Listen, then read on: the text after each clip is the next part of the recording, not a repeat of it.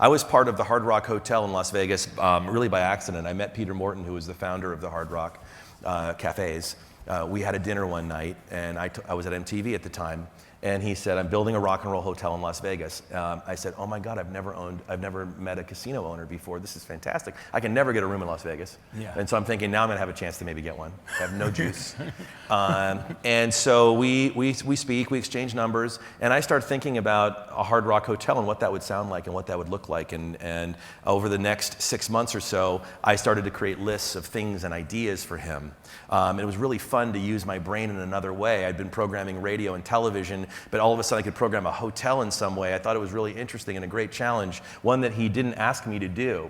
I just got caught up in it. It was so fun. And being from Nevada, I understand the psychology of gaming and the lifestyle of it. So I was melding my two worlds of music and gaming together. Incidentally, my family wasn't from the gaming industry. My dad worked at the University of Nevada.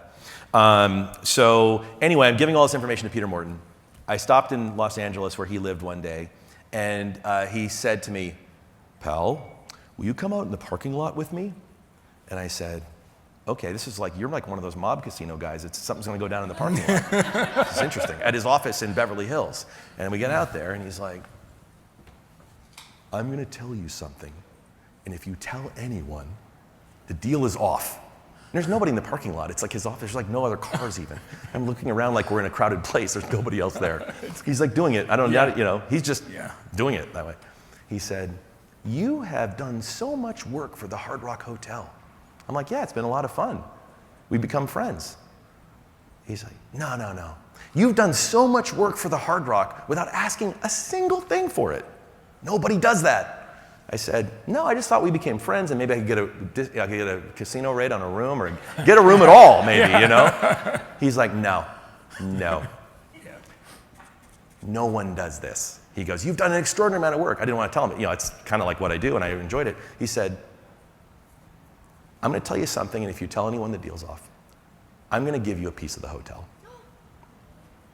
And I was like, are you kidding me? And he did. He gave me a piece of the Hard Rock Hotel, and I became one of the proprietors with him. A very small piece, but I then got my Nevada State non-restricted gaming license, got into the business, was subject to those conversations about how do we get a bill counter that counts money fast enough because the money was pouring in so fast to the Hard Rock, all those kinds of things. And I was the music supervisor there at the Hard Rock Hotel for over 20 years.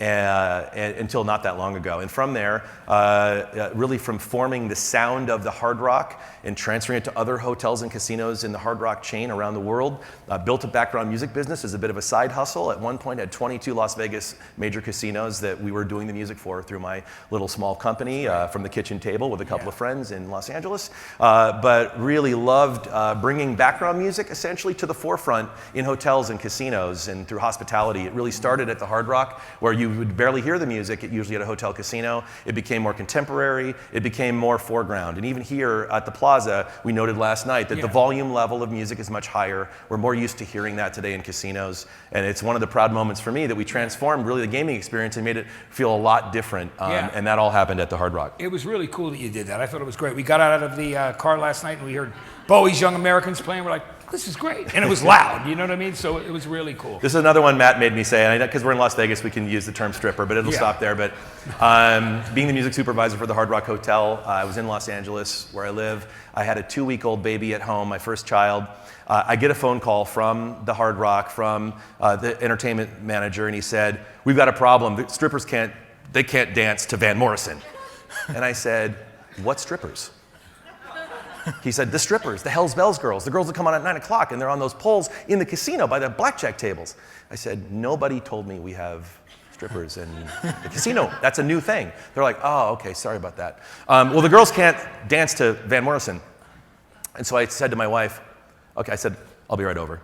So I said to my wife, I know we have this baby and she's only 2 weeks old and it seems really weird, but I need to go to Las Vegas right now to take a meeting with some strippers, some issues. I'll be back in a couple of days. So my wife's home with a 2-week-old baby and I'm on a Friday night at the Hard Rock in Vegas live DJing the music to get it right for the strippers. Yeah.